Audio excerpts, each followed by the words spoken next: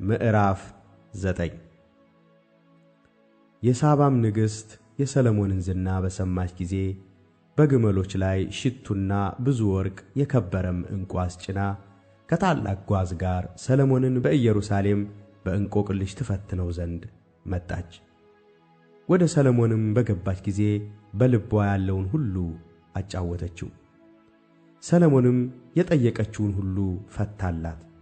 ሰሎሞንም ያልፈታው ስውር ነገር አልነበረም።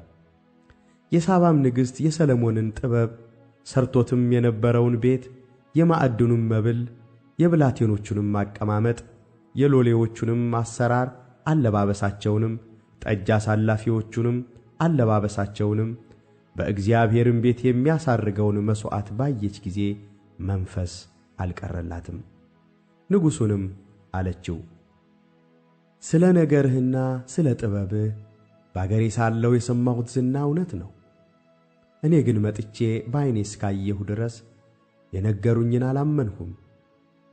እነሆ የጥበብህን ታላቅነት እኩሌታ አልነገሩኝም። ከሰማሁት ዝና ትበልጣለህ።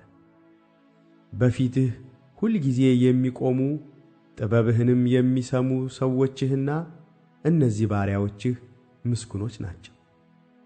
በአምላክህ በእግዚአብሔር ፊት ንጉሥ እንድትሆን በዙፋኑ ላይ ያስቀምጥህ ዘንድ የወደደህ አምላክህ እግዚአብሔር ብሩክ ይሁን።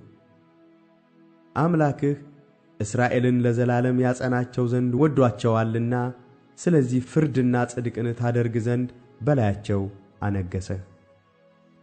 ለንጉሡም 120 መክሊት ወርቅ እጅግም ብዙ ሽቶ የከበረም ዕንቁ ሰጠችው። የሳባም ንግሥት ለንጉሡ ለሰሎሞን እንደ ሰጠችው ያለ ሽቱ ከቶ አልነበረም። ከኦፊርም ወርቅ ያመጡ የኪራም ባሪያዎችና የሰሎሞን ባሪያዎች የሰንደል እንጨትና የከበረ ዕንቁ ደግሞ አመጡ። ንጉሡም ከሰንደሉ እንጨት ለእግዚአብሔር ቤትና ለንጉሡ ቤት ደርብ፣ ለመዘምራኑም መሰንቆና በገና አደረገ። እንደዚህም ያለ በይሁዳ ምድር ከቶ አልታየም ነበር። የሳባም ንግሥት ወደ ንጉሡ ካመጣችው የሚበልጥ ንጉሡ ሰሎሞን የወደደችውን ሁሉ ከእርሱም የለመነችውን ሁሉ ሰጣት። እርሷም ተመልሳ ከባሪያዎቿ ጋር ወደ ምድሯ ሄደች። ነጋድራሶቹና ነጋዴዎች ካመጡለት ሌላ በየዓመቱ ወደ ሰሎሞን የሚመጣ የወርቅ ሚዛን 666 መክሊት ወርቅ ነበረ። የዓረብም ነገሥታት ሁሉ የምድሩም ሹማምንት ወርቅና ብር ወደ ሰሎሞን ያመጡ ነበር። ንጉሡም ሰሎሞን በጥፍጥፍ ወርቅ 200 አላባሽ አግሬ ጋሻ አሠራ። በአንዱም አላባሽ አግሬ ጋሻ ውስጥ የገባው ጥፍጥፍ ወርቅ 600 ሰቅል ነበረ። ከጥፍጥፍም ወርቅ 300 ጋሻ አሠራ። በአንዱም ጋሻ የገባው ወርቅ 300 ሰቅል ነበረ። ንጉሡም የሊባኖስ ዱር በተባለው ቤቱ ውስጥ አኖራቸው። ንጉሡም ደግሞ ከዝሆን ጥርስ ታላቅ ዙፋን አሠራ፣ በጥሩ ወርቅም ለበጠው።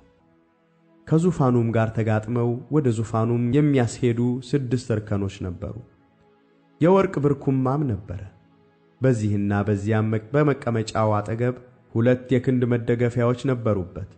በመደገፊያዎቹም አጠገብ 2 አንበሶች ቆመው ነበር። በ6ቱም እርከኖች ላይ በዚህና በዚያ 12 አንበሶች ቆመው ነበር። በመንግሥታት ሁሉ እንዲህ ያለ ሥራ አልተሠራም። ንጉሡም ሰሎሞን የሚጠጣበት ዕቃ ሁሉ የወርቅ ነበረ። የሊባኖስ ዱር በተባለውም ቤቱ የነበረው ዕቃ ሁሉ ጥሩ ወርቅ ነበረ።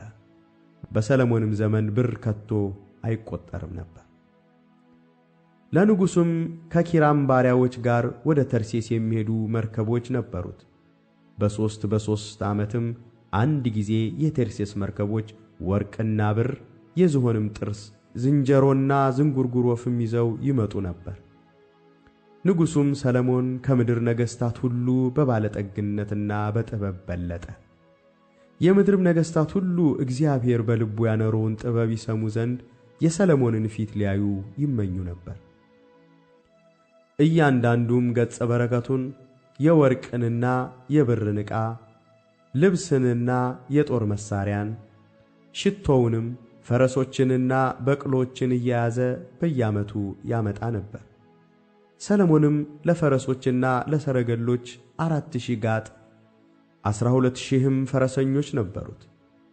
በሰረገሎቹም ከተሞች ከንጉሡም ጋር በኢየሩሳሌም አኖራቸው። ከኤፍራጥስም ወንዝ ጀምሮ እስከ ፍልስጤም ምድርና እስከ ግብፅ ዳርቻ ድረስ ባሉ ነገሥታት ሁሉ ላይ ነገሠ። ንጉሡም ብሩን በኢየሩሳሌም እንደ ድንጋይ እንዲበዛ አደረገው። የዝግባውንም እንጨት ብዛት በቈላ እንደሚበቅል ሾላ አደረገው። ለሰሎሞንም ፈረሶች ከግብፅና ከያገሩ ሁሉ ያመጡለት ነበር። የቀረውም ፊተኛውና ኋለኛው የሰሎሞን ነገር በነቢዩ በናታን ታሪክ በሴሎናዊውም በአሄያ ትንቢት ስለ ናባጥ ልጅ ስለ ኢዮርብዓም ባየው በባለ ራእዩ በአዶ ራእይ የተጻፈ አይደለምን? ሰሎሞንም በኢየሩሳሌም በእስራኤል ሁሉ ላይ 40 ዓመት ነገሠ። ሰሎሞንም ከአባቶቹ ጋር አንቀላፋ፣ በአባቱም በዳዊት ከተማ ተቀበረ። ልጁም ሮብዓም በእርሱ ፋንታ ነገሠ።